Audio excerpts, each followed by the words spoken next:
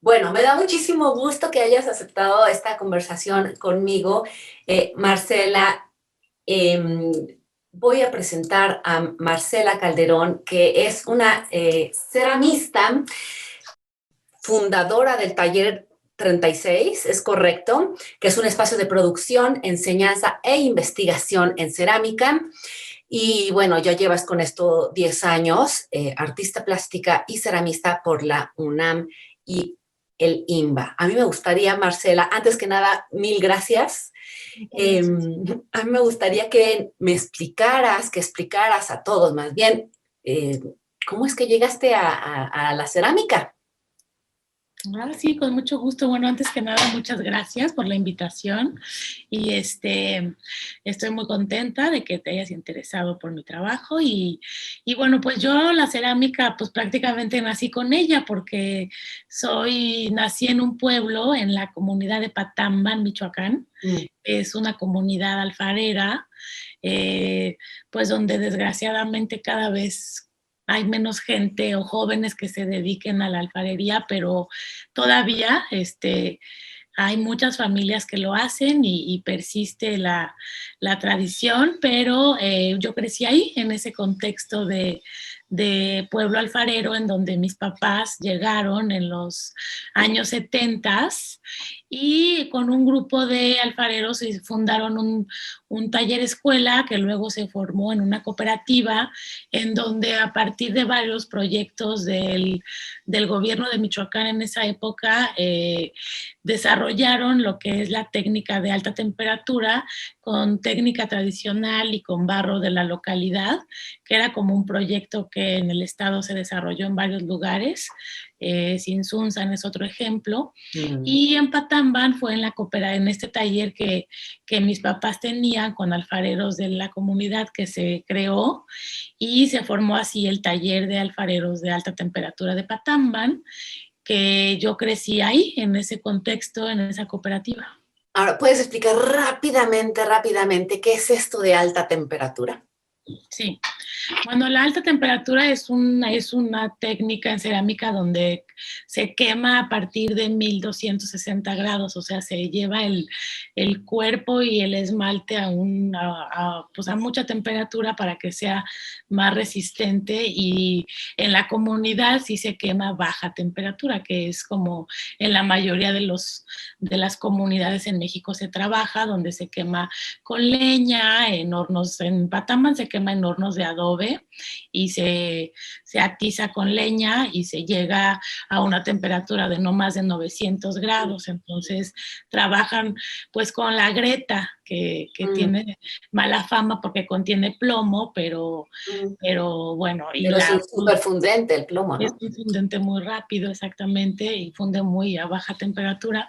Y la bruñida, que es esta técnica donde se pule la tierra a partir de engobes con instrumentos para como hacer una impermeabilización del cuerpo, ¿no?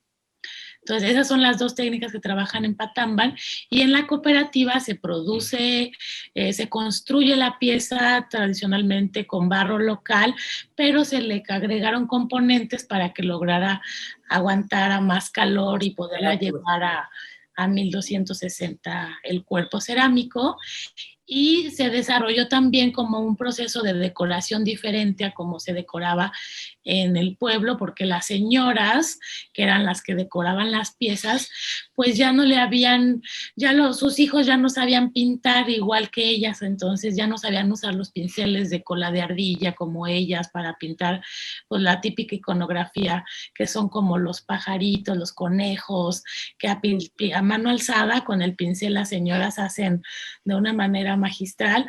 Pues sus hijos ya no sabían cómo pintar, entonces en la cooperativa, para incorporar a nuevos jóvenes, a una generación más joven, se les enseñó a hacer como dibujos de paisajes en papel albanene para hacer como una plantilla que se picaba con un alfiler y ellos pudieran pasar ese dibujo con carbón al plato y decorar pues de otra manera, ¿no? Como más pues más moderna, por llamarlo de alguna manera, y así desarrollaron como un estilo muy propio en el taller de Patamban, porque dibujaban como paisajes que los jóvenes se fueron apropiando y fueron transformando, y así como que se distinguió el taller porque pintaban paisajes naif, que le llaman, ¿no? Y en ese contexto yo nací, entonces yo estuve ahí desde que se fundó el taller en los 80s y todo, pues toda la vida estaba metida porque el taller estaba en mi casa. Patamban, entonces estaba todo el tiempo pues con artesanos, viendo a gente trabajar, y así aprendí realmente, pues ahora sí que lo veo desde que nací. Sí, pero entonces veo que en tu currículum está que aprendiste, bueno, que estudiaste en el LIMBA y en la UNAM, grabado. Sí, yo llegué a la Ciudad de México a los 18 años y entré a la ENAP porque tenía claro que lo que quería hacer pues era algo con mis manos, o sea, nunca me planteé estudiar otra cosa. Entonces, por suerte entré a la UNAM, me fui a la ENAP, y en la ENAP pues había también cerámica, pero yo realmente pasé sin ver porque lo que menos quería era seguir metida en el medio del barro. Entonces me llamó mucho la atención el taller de grabado en metal, el hueco grabado, que también le llaman. Entonces me metí de lleno a estudiar hueco grabado en el taller de la maestra Maru y del maestro Jesús. Y me enamoré mucho del grabado, sobre todo por esta capacidad de reproducir una imagen en varias, ¿no? Sacar como un tiraje, pero al mismo tiempo, pues lo que el grabado significaba mucho para pues la difusión del conocimiento, los libros, las imprentas, y así fue como llegué a mi tesis, porque me encontré unos libros de un maestro de grabado español, que si mal no recuerdo, de la Universidad de Barcelona, que hace reúne todos los libros de historia natural que llegan a América, y de cómo a partir de estas imágenes, cuando llegan al Nuevo Mundo, cómo se basaban en ellos para dibujar ciertos animales. Sobre todo fue lo que más me llamó la atención, cómo se iba transformando la imagen animal, de animales que ni ellos habían visto que existían acá, ni acá habíamos visto que existían allá.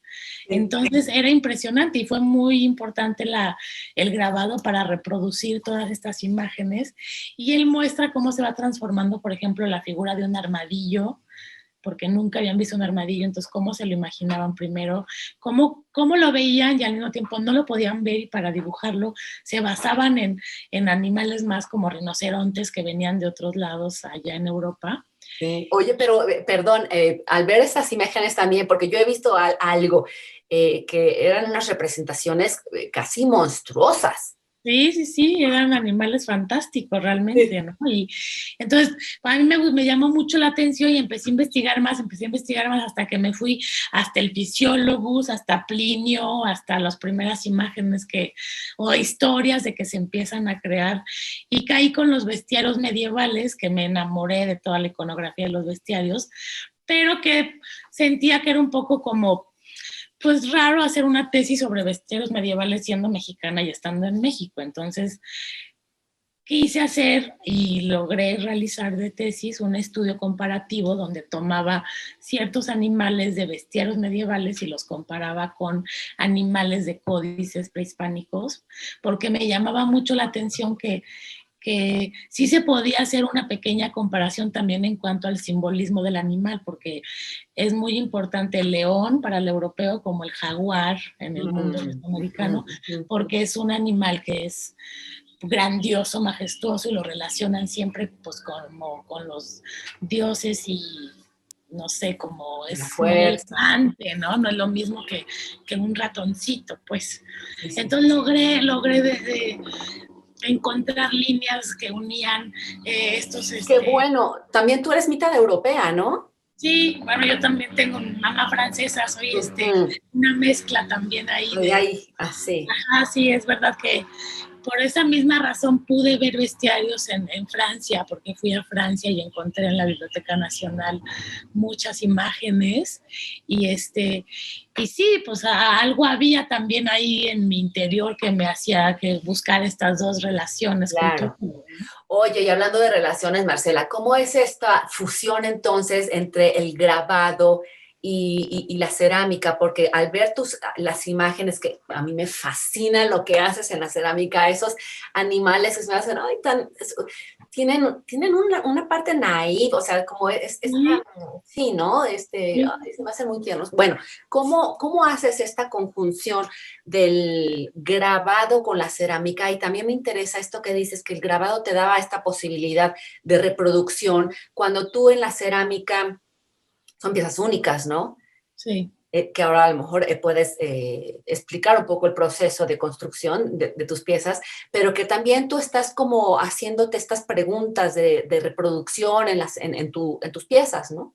Sí, sí, porque al mismo tiempo trabajo a partir como de o sea, la cerámica que yo hago es cerámica utilitaria, entonces Sí. las formas que yo trabajo son formas que el taller de Patambán construyó o creó, ¿no? Entonces yo, por ejemplo, eh, mi, mi método de producción en cerámica es que a partir de formas que la cooperativa desarrolló, yo tomo estas formas y las dibujo y pongo mi dibujo que es un poco pues diferente al que actualmente hacen en el taller, pero que al mismo tiempo se originó de todo este proceso en el que yo crecí en el taller, ¿no? Entonces, pues sí, sí es un poco como, sí, como una reflexión en cuanto, bueno, sí, las piezas se hacen en el taller a partir de moldes, de tarraja, de vaciado, pero que tanto se vuelven únicos al tener un decorado particular y único en la pieza, ¿no?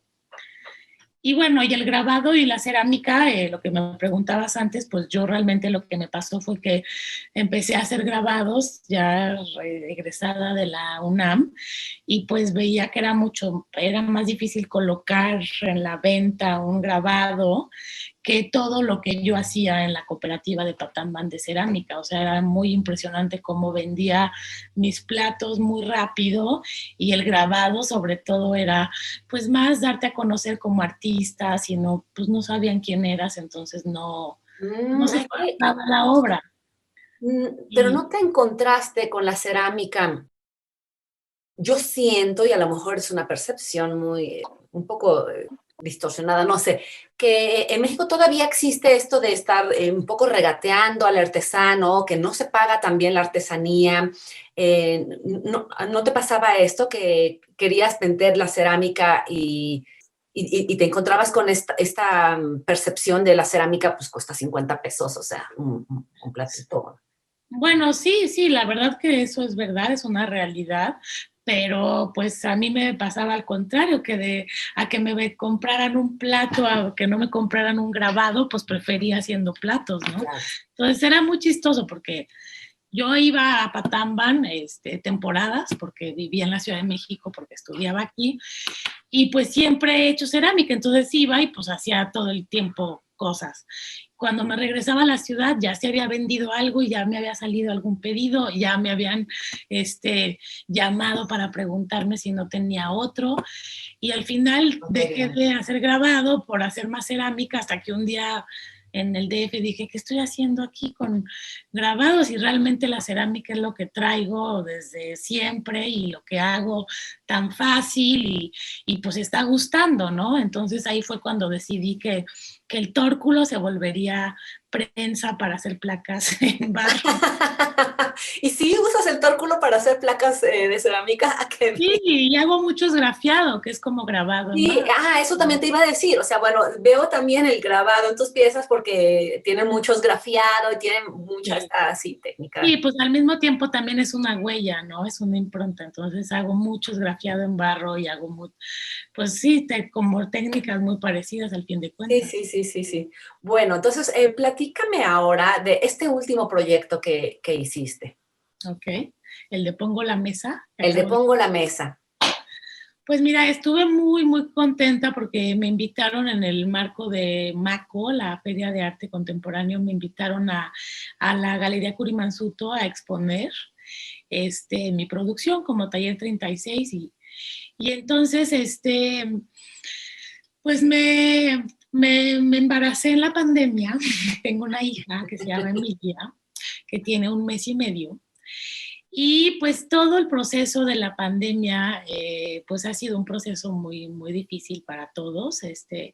Yo pues soy muy privilegiada porque tengo mi taller en mi casa, entonces tuve la fortuna de poder seguir trabajando, pero sí me quedé sin alumnos y parte de Taller 36 pues es enseñar, ¿no? A mí sí me gusta enseñar y me gusta tener alumnos y a la gente interesada en la cerámica o que tenga alguna inquietud con el barro, pues sí me gusta poder ayudarles y asesorarles en lo que pueda. Y sobre todo yo organizaba mucho un taller en mi espacio aquí de la Ciudad de México con un amigo mío de Patamban, que es un alfarero que hace bruñido, que se llama Vicente Sebastián, que es ya muy reconocido porque ha sido merecedor de muchos premios, porque trabaja muy bien la alfarería bruñida y también la vidriada.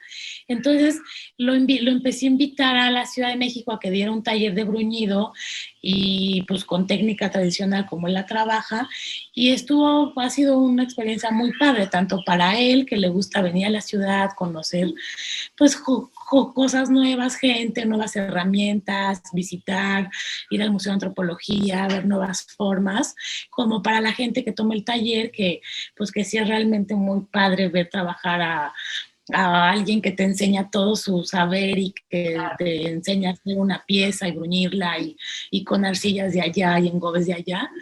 Entonces, pues sí, en la pandemia pues ya no se pudo hacer eso. Yo me quedé sin alumnos, me quedé sin materiales también, porque hubo un momento donde no había materia prima. Sí. Entonces, pues fue un proceso para todos, pues muy de reflexión y pues de todo, ¿no? Fue como una vorágine de emociones y de realidades. Entonces yo, toda mi producción que logré hacer en ese momento en donde me invitan a la galería y en donde estaba embarazada y en donde era como, pues tengo que seguir trabajando porque esto es lo que hago y lo que sé hacer y pues está la pandemia, no hay ventas, no hay nada, pero vamos a seguir. Pues sí hice una producción en donde me quise enfocar mucho en lo que era pues esta cotidianidad que todos tenemos y sobre todo que todos vivimos, pero que en donde yo he sentido que muchas mujeres sobre todo se identifican con mis procesos, ¿no? Porque pues siempre en mis platos hay una cuestión pues muy femenina de momentos en donde te sientes pues pues yo estaba embarazadísima, entonces me sentía, imagínate, una mamífera total, completamente animal en mi proceso. Y pues siempre en mis platos hay historias, ¿no? Historias de amor, de desamor, a partir también de muchas cosas que me cuentan mis amigas, de mi familia, de la pareja, de lo que es la crianza, porque tengo un hijo ya de 7 años y ahora una nueva. También fue muy difícil todo el planteamiento de lo que era la escuela, tener a tu hijo aquí, sentir que, pues, que tenías tú que enseñarle cosas y al mismo tiempo no poder salir. Y entonces hice una producción en la que me enfoqué mucho en eso, ¿no? En lo que era pues, la maternidad, los conflictos familiares que se generaban por estar todos aquí encerrados, la angustia y todo lo que te generaba ver la realidad del mundo, lo que éramos como especie, ¿no? Y al mismo tiempo, pues saber que hay problemas ambientales que han generado esto y que pues sí el ser humano ha sido muy, muy invasivo en todos lados del planeta Tierra. Entonces, pues yo al dibujar animales como en sus territorios, porque pues siempre me gusta dibujar plantas y como ecosistemas y mezclar un poco entre, pues siempre animalizo mucho al humano y humanizo al animal, porque pues tampoco me meto muy quiero contar mis historias, pero lo hago a partir de animales y eso también me viene mucho de los bestiarios, donde siempre había como, pues, estas cargas simbólicas que le ponían, ¿no? Y como cosas que se querían decir a partir de animales, ¿no? Entonces yo siempre juego mucho con esos símbolos. A veces no se entienden, soy solo yo la que lo entiendo, pero al mismo tiempo veo que no, que sí hay mucha gente que se identifica. Entonces, en la Kurimansuto presenté esta pieza que era eso, pongo la mesa, esta mesa donde nos podemos reunir, donde platicamos, donde nos peleamos, porque pues también es verdad que es en el momento donde te reúnes a comer que pasan muchas cosas. Pasa todo. Sí. Pasa todo, ¿no? Entonces así fue como presenté la pieza en la galería. Y al mismo tiempo es algo que a mí me gusta mucho hacer como con mis piezas, o sea, me gusta trabajar la cerámica utilitaria, pero que sea un poco más que un simple plato, ¿no? O sea, me gusta contextualizar a dónde va a ir la piel, el plato, entonces pues era como en el marco de esta exposición y era como en la galería, entonces nosotros estábamos en el patio, nos dan una mesa, entonces dije pues qué mejor que presentar una mesa y en ese momento me acordé mucho de en Patamban, en la fiesta de Jesús de Nazareno, que es como la imagen religiosa más adorada por los migrantes, sobre todo. Ponen el día de la fiesta de Jesús, hacen lo que le llaman la cuspen, que es la gente le da dinero al señor que está a cargo de la imagen para que pueda hacerle la fiesta a Jesús. Y él a cambio te da de comer. Entonces, cuando es la fiesta de Jesús, se hacen grandes mesas con tablas, o sea, van al cerro. Todo el proceso de la fiesta es bien bonito porque empieza desde que van al cerro a cortar los palos para hacer la enramada, porque hacen en la calle una enramada de fresnos donde van a poner la imagen para que la gente pueda ir a saludar la imagen y ponen todas estas tablas llenas de fresno y encima ponen los panes y las corundas y la conserva, que es una comida que se hace con dulce, con piloncillo y con raíz de chayote, que es muy, muy rica y que solo se da en esa fiesta. Entonces, las mesas son verdes porque son fresnos, frescos. Luego el pan blanco con esta cosa encima que es color piloncillo café, las corundas verdes, el atole. Y ahí fue cuando dije, voy a presentar como la cuspen en la galería, o sea, voy a poner mis platos como encima de hojas de fresno y obviamente pues no podía llevar comida porque ya iba a ser un gran festín, pero la onda sí era esto como de pues uno, que nos viéramos reflejados en estos platos con estas cosas que, digo, no todas estuvimos embarazadas, pero no solo dibujé embarazadas, era como muchas cosas los platos, la familia, los hijos, la pareja, y esta cuestión de volvamos a la mesa, ha sido una pandemia muy difícil, sentémonos, compartamos, hagamos este intercambio, y así se fue desintegrando, ¿ves? O sea, la mesa estaba puesta, empezó a llegar la gente, se empezaron a ir los platos, y fue Wow. como Que además, bueno, es de llamar la atención y muchas felicidades por haber estado en la Kurimansuto, porque generalmente la Kurimansuto, y bueno, como la mayoría de las galerías de arte contemporáneo, pues exponen otro tipo de piezas, sobre todo piezas artísticas, ¿no? Y el arte contemporáneo puede ser, sí, diferente a lo que se considera artesanía, ¿no? Sí, Y el sí, pues, que se haya dado el chance de que artesanía y cerámica esté en un espacio así, la verdad está muy padre. Y el concepto de la mesa está padrísimo también. Es algo muy, bueno, es multisensorial, es esto que tú pusiste, ¿no? O sea, de la mesa que llegas y tocas y, bueno, una mesa, además, lo que implica la comida, pues obviamente implica pues, todos los sentidos, ¿no? Desde el claro. tacto, el oído, lo visual, el gusto, que bueno, ahí no tenías a lo mejor No, bueno, también por la pandemia, pero evoca, ¿no? claro. Sí, sí, sí, es un momento donde culminan muchas cosas, ¿no? Es Exacto, como el ente de todas las cosas, porque si hubiera habido comida, pues sería todavía más impresionante todo lo que la comida es, ¿no? Porque también, exacto. entonces había toda esta historia en mi mesa de lo que son las cosas, porque había un cántaro hecho con barro de Patamban y el cántaro es la forma típica de la comunidad donde íbamos a buscar el agua cuando no había agua entubada en las casas del pueblo, que a mí me tocó toda esa etapa y que era, o sea, me voy a escuchar mal, porque claro que es cómodo tener agua entubada en tu casa, es lo mejor que hay para todos, pero era bien bonito ir a la plaza con el cántaro de barro a formarte para llenarlo en la pila, y pues era el momento en donde todas las muchachas veíamos a los muchachos, porque éramos los jóvenes los que íbamos a carrear el agua, no eran las mamás o los papás, era como el momento en donde el joven ayudaba en la casa, entonces era acarrear el agua y pues era súper divertido porque era el momento de ligue, literalmente, era el momento donde veías a tu novio ahí Claro. formado para acarrear agua, entonces todos los caminos de Patambán empedrados estaban llenos de hilitos de agua que iban cayéndose porque los hombres iban con tambos de manteca y las mujeres iban con cántaros de barro, ¿no? Y de hecho había muchas chicas que ya no regresaban a su casa después de que se las robaban ahí.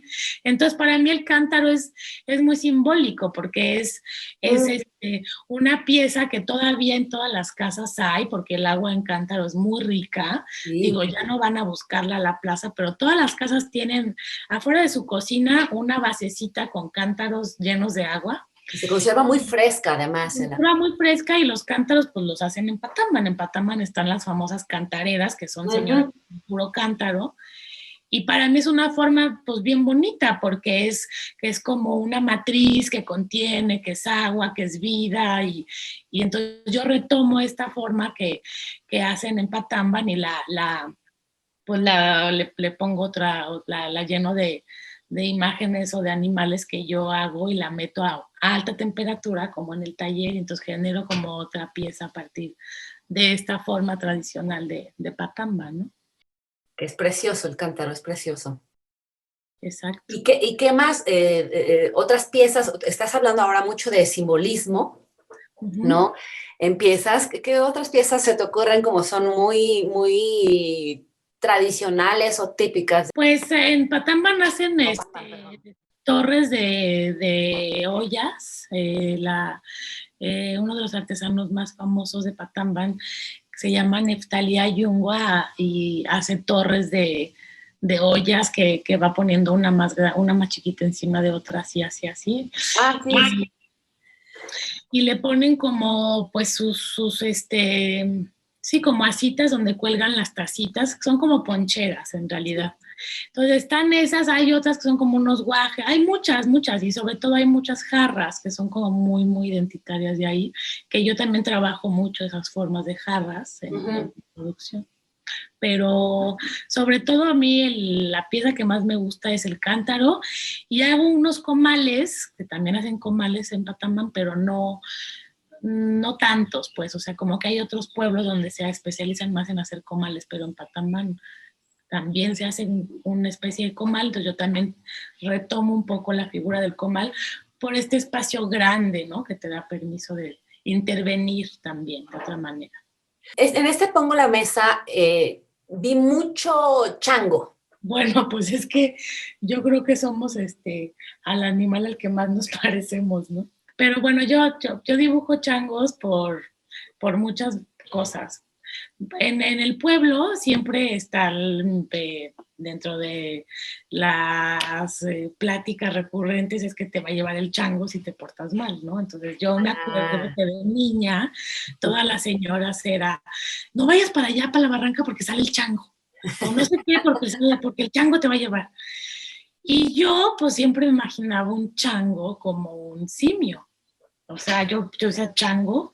Entonces a mí yo siempre decía, pero ¿por qué te va a llevar el chango? ¿Quién es el chango? Y entonces decía, mamá, ¿cuál es el chango? Y al mismo tiempo sí me daba miedo el chango, porque todas las señoras te decían que te iba a llevar el chango. Y pues yo jugaba ahí con todos los niños y todos traíamos eso en la cabeza de, ahí viene el chango, te va a llevar el chango. Entonces siempre me imaginaba pues un simio, y al mismo tiempo pues sí, al diablo se le dibuja un poco como este hombre peludo, rojo, pues yo qué sé, hay muchas imágenes del chango. Entonces pues en realidad el chango era el demonio, ¿no? Era el diablo. Y luego cuando estaba estudiando grabado me me enamoré de los libros de historia natural y hay muchos libros donde están representados los simios, pues muy sentaditos, ¿no? Así con su hojita en estos grabados del siglo XVII. Y hice toda una serie, yo después de grabados a partir de una fábula de Monterroso que se llama El mono piensa en ese tema, que es una fábula en donde pues es un mono que está piensa y piensa en qué va a hacer y al final nunca hace nada. Entonces está todo el tiempo diciendo, ay, si me dedicara a escribir, sería un gran escritor, si me dedicara a dibujar, sería un gran dibujante. Entonces está pensando y pensando en a qué hacer y pues nunca hace nada. Y yo me identifiqué mucho toda la carrera con ese chat y con esa fábula de Monterroso, porque todo el tiempo quería hacer todo y veía que no hacía nada. Entonces fue toda una serie de changos en grabado que pues que estaban piense y piense, nada más sentados y picándose literalmente los ojos y allá y no hacían nada. Oye, pero es tu antítesis, o sea, porque tú en realidad, o sea, eres, produces y produces y produces y... Pues sí, pero siempre sigo pensando que que no debería de haces nada. hacer esto, debería de hacer otro. Y entonces así empecé a dibujar muchos changos y también pues he visto que gustan, entonces también pues eso me inspira para seguir trabajando y también creo que es a partir del simio que puedo como sentir más lo que quiero dibujar, ¿no? En ciertos momentos porque pues le puedes poner caras más similares a las nuestras. Humanizadas, digamos, ¿no? Sí, pues sí, también. Oye, pero en Patama no hay changos, ¿o sí? No, en Patamban, la meseta purépecha, no hay changos. Hay gatos monteses que también dibujo, hay coyotes, hay zorritos, hay chivos, hay venados, hay culebras, hay armadillos, hay tejones. Ah, pues todos Hay esos los dibujos, ajá. todos. Yo dibujo todos los animales que he visto en mi pueblo, pero no, changos no hay, pero pues está el chango, el chango, Pero, el chango. claro, está Sí, el chango, siempre es sí, chango. claro. Oye, pues es que es típico en los pueblos. Tú ves yo creo que en todas las alfarerías de las comunidades, no nada más las mexicanas, en todo el mundo, esta fascinación por los animales, ¿no? En la artesanía, sí, hay sí, un gusto por los animales y a lo mejor es esto también que dices, es como el verte reflejado en estas actitudes que Y, luego tienen ellos. y sobre todo también porque los tienes más cerca de ti. O sea, yo, por ejemplo, en Patamba nunca tuve animales más que conejos en mi casa, pero toda la gente del taller, por ejemplo, que son las casas que más he visitado en mi vida, pues tienen puercos, chivos, gallinas. Gallina. Y también los perros, y los perros también son muy importantes en mis dibujos, porque pues el perro en los pueblos, pues son la verdad los animales que luego más sufren porque pues hay un montón de perros callejeros y el perro Sí. es sobre todo el animal que te va a cuidar la casa. Entonces muchas veces tienen perros muy bravos, amarrados y pues sí es muy contrastante pues en la Ciudad de México toda esta amor a los perros que hay y que pues sí, a comparación de los Los pueblos. perrijos famosos, ¿no? Que los... Exacto. Entonces, yo me acuerdo que también cuando llegué a México, que tampoco estaba, digo, conozco la Ciudad de México desde toda mi vida, ¿no? De que, ay, de repente llegué a la Ciudad de México, pero cuando ya viví de lleno aquí, no estaba tan fuerte esto de los perros. Yo siento que no, que ahora es mucho más fuerte que antes. Y sobre todo, pues sí me da pues me da risa, porque, por ejemplo, cuando viene mi amigo Vicente de Patamban y ve cómo tratan aquí a los perros, pues no lo puede creer, ¿no? Dice, pero ¿cómo? Hasta carriolas para perros hay, que cuando allá el perro, pues la verdad que es el animal al que todos patean, al que todos, o sea, los tratan re feo. Y están en todos lados, o sea, es impresionante. Tú ves a los perros en las bodas, en las fiestas, el aulladero de perros que es en la noche, uy, es impresionante. Y también a mí en lo personal, me gusta mucho dibujar perros y perras, porque toda mi pues, adolescencia, por así decirlo, cuando estás en la etapa de los 15 a los, ¿no? Que empiezas a tener pues tus novios y así, muchas veces en las fiestas, en los bailes que se llegaban a pelear, sobre todo cuando se peleaban las mujeres, pues nunca se bajaban de perras y de putas. Entonces como que el argumento más fuerte siempre es pinche perra, porque la perra es como la puta que todos los perros se cogen, ¿no? Entonces era muy fuerte ser una perra, ¿no? Entonces a mí en mis platos me gusta mucho dibujar también esta dinámica de los perros, porque al mismo tiempo, pues son animales que se la pasan oliéndose la cola y como que aquí en la ciudad hay gente que no le gusta que sus perros sean perros, no les gusta que ladren, no les gusta que se huelan la cola, no les gusta que se quieran reproducir. Y yo en Patamban me la paso viendo perros todo el día en la calle que se la pasan coliéndose y cogiéndose y atorados todos los... Siendo perros. Exacto, siendo perros. Y por eso me llama también la atención esta onda tan fuerte entre las mujeres que cuando se pelean y se odian y son unas perras, ¿no? Perras. Entonces me gusta mucho esa onda con las perras. Sí, fascinante. Pues es que está padrísimo toda esta onda de animal, o sea, de los animales y pues que además pues, somos animales también y como hemos llegado a un punto de negar esta animalidad, ¿no? Y negar, o sea, con la higiene también,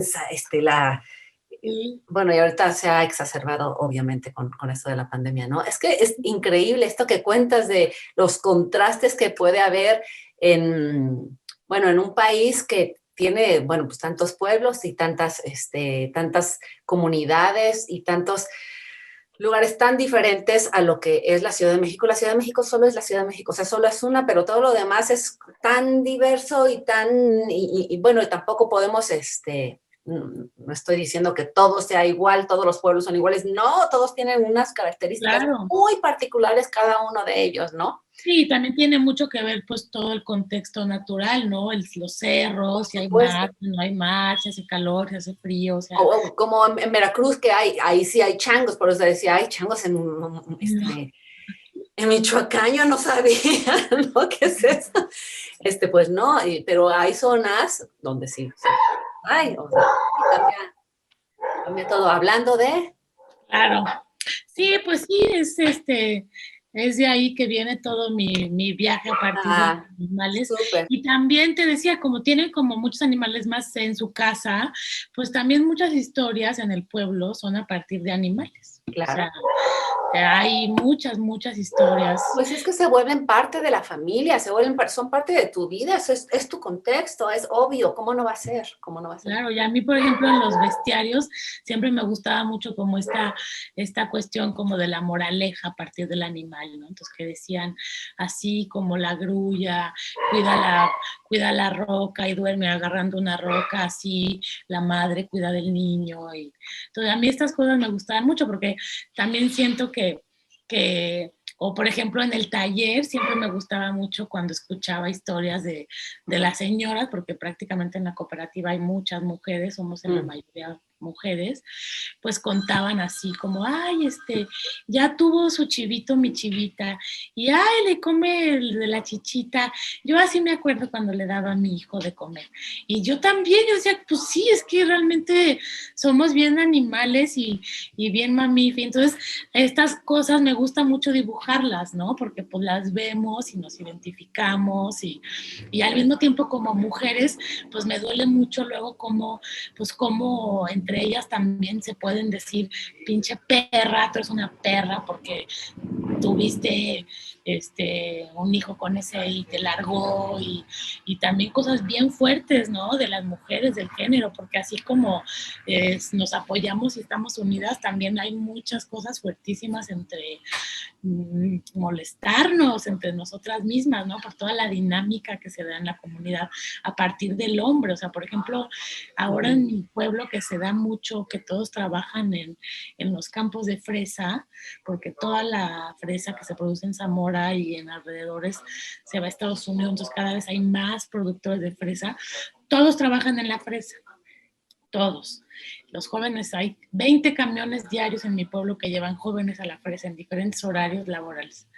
Y todas las dinámicas que se han dado a partir de esta dinámica de ir a la fresa y regresar, es que hay, por ejemplo, hay muchos nuevos matrimonios de jóvenes que ya no son del pueblo, que conocieron en el campo a chicas o chicos de otros pueblos y entonces se van a vivir a la comunidad y que son de otros pueblos más alejados.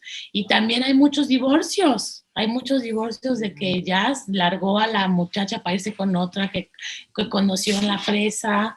Entonces hay muchas madres o mujeres que pues que están solas con un hijo y que pues no quieren estar solas con un hijo, entonces abandonan al hijo porque quieren pues tener otro marido y el marido no quiere al niño.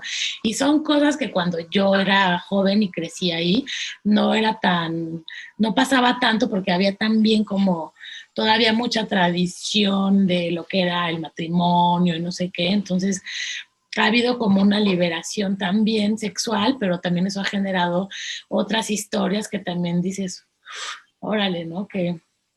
Y es muy impresionante también eso de ahora cómo viven su sexualidad los jóvenes y también pues da parte para pues hacer mucho imaginario iconográfico a partir de esto, ¿no? También. Porque, pues, Oye, una pregunta, o sea, porque yo sabía de Michoacán el aguacate, ¿no? Que, o sea, el aguacate es más por la papa, acá es más como el Zamora es muy caliente, se da muy bien la fresa.